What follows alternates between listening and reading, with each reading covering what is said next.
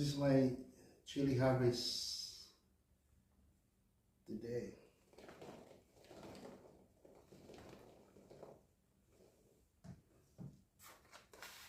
I'm gonna dry this one.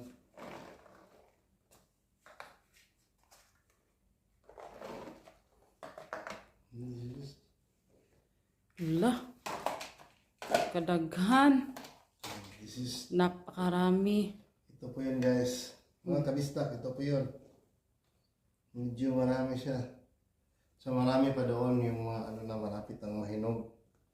So it'll take like 2 weeks from now.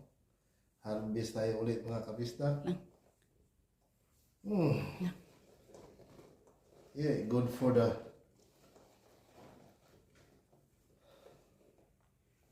Sus, marami guys. Oh. Have a look guys. Parang cherry. Oh. Okay. Thank you for watching guys. See you on my next vid. Bye. God bless us all.